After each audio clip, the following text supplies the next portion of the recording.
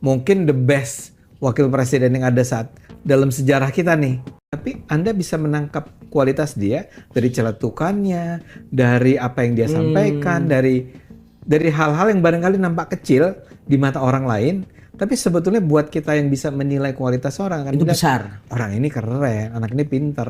Oke. Kalau aja dia dikasih kesempatan lebih, dia mungkin bisa menjadi seseorang.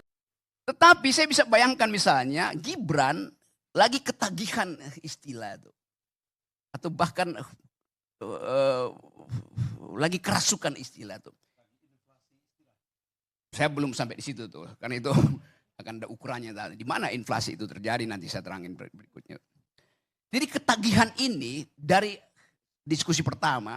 Jangan kita seolah-olah kayak Gibran. Ya, Gibran bisa dengan gampang bilang Veronica atau apa segala macam. Tapi kan kita bisa pahami tadi betul tadi. Si Torus menganggap bahwa jangan-jangan karena dipaksa untuk menghafal, maka keluarnya cepat tuh. Kan kita bisa bayangkan kan. Tetapi kemudian gelisah ketika dibongkar isunya itu, yo kok berantakan ya.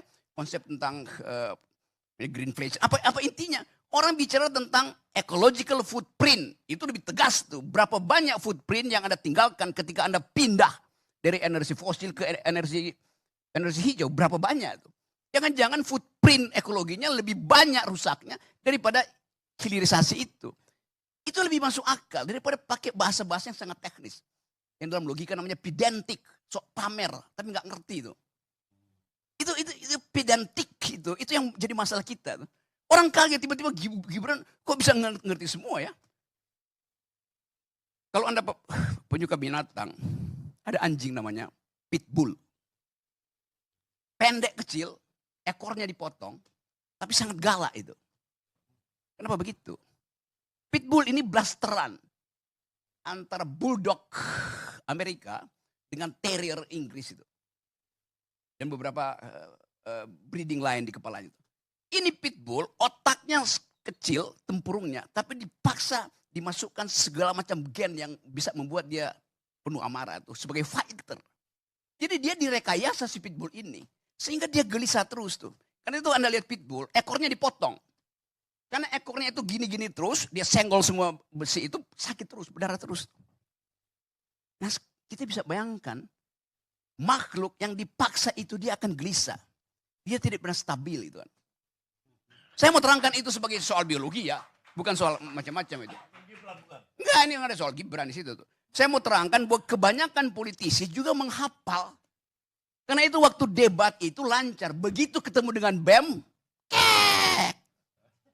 Dari putbil jadi kucing got gitu.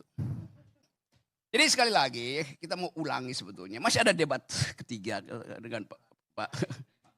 Debat kelima. Kita mau lihat apakah itu duel paradigma atau sekedar multiple choice lagi. Itu kita mau pamer itu kan. Kan kita malu orang jurnalis asing itu saya ketemu berhenti di Doha, datang wartawan Australia tanya, kok begitu ya Indonesia tuh berdebatnya kan. Ngeledek aja jadinya kan. Karena bagi mereka, loh ini debat apa? Debat itu harus ideologis. Nikel itu nikel yang sosialistis atau nikel yang kapitalis kan. Kan gampang itu kan. Jadi bukan debat istilah, technicalities itu. Ini saya kira supaya kita fair mengatakan bahwa ada bagian-bagian di dalam diri manusia Indonesia yang akhirnya dieksploitasi oleh keangkuhan, kerasukan, pamer secara intelektual tapi miskin dalam metodologi itu. Berupaya untuk nerangkan bahwa saya paham-paham ini, tetapi dia nggak ngerti bahwa isu ekonomi itu selalu mesti ditempatkan dalam duel. Anda mau jadi negara sosialistis atau berkecenderungan kapitalistis. Dan terlihat Gibran masih pro yang kapitalistis sebetulnya. Karena dia presiden melalui proses administrasi, maka warga negara meminta kejujuran kepala negara. Gak ada aturannya di hukum pidana itu. Hukum pidana cuma mengatur barang siapa. Individual, person in law, subjek hukum. Ini warga negara bertanya secara kolektif pada kepala negara. Gimana pidananya? Dijawab aja kan.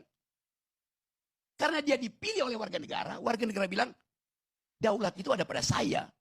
Maka Anda dan saya tidak setara. Saya bertanya sebagai pemilik kedaulatan, Anda harus jawab sebagai kepala negara yang kami pilih. Itu nggak ada relasi subjek antar subjek yang diatur dalam hukum pidana lain itu.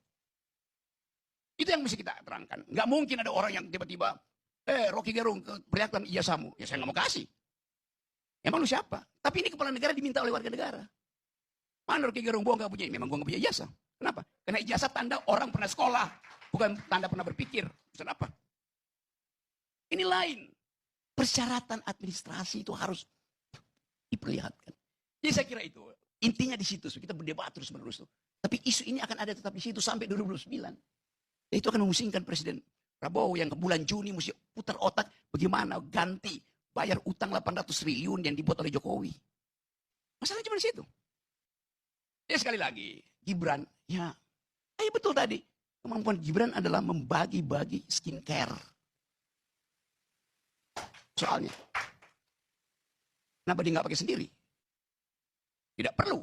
Yang dia butuh bukan skincare, tapi brain care. Ya, itu soalnya. Kan terbuka kita bicara itu kan.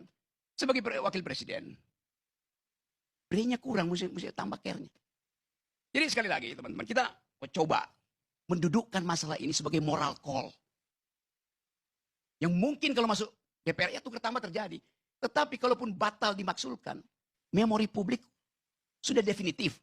Bahwa kapasitas Gibran nggak cukup. Itu soalnya tuh. Akan terus bulan Juli, mahasiswa UI, mahasiswa UIN, mahasiswa Makassar, mahasiswa UNAS, mahasiswa Pakuan, tempat sang profesor mengajar.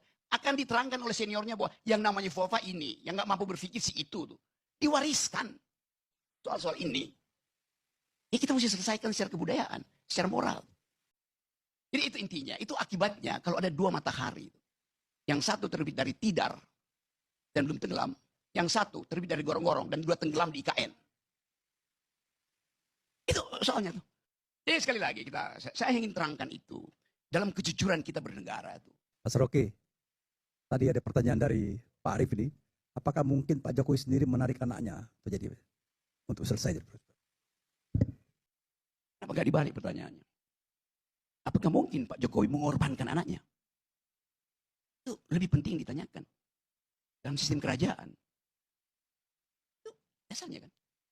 Jadi sekali lagi, kita coba buka persoalan ini. Saya nggak peduli Pak Luhut bicara ini, Pak Prabowo bicara itu segala macam itu. Tetapi hati nurani publik itu merasa bahwa ada sesuatu yang tidak well seated, tidak terduduk, ada gangguan kemuakan semacam orang Prancis bilang nausea, rasa mual psikologi. Kok dia ada di situ terus? Lepas dari Presiden Prabowo bilang hidup Jokowi atau Gibran adalah wakil, itu soal lain. Tapi ini soal psikologi publik yang terganggu dengan kehadiran sesuatu yang tidak fit and proper dengan kondisi yang membutuhkan seorang pemimpin itu punya otak mampu untuk membaca masa depan.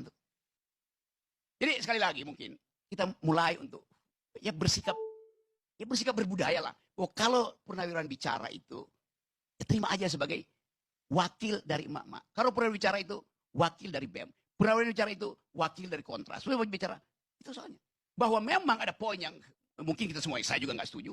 Kembali ke Undang-Undang 45, nggak ada soal. Tapi itu poin dia.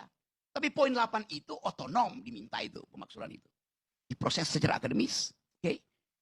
Masuk akal. Diproses secara hukum, masuk akal.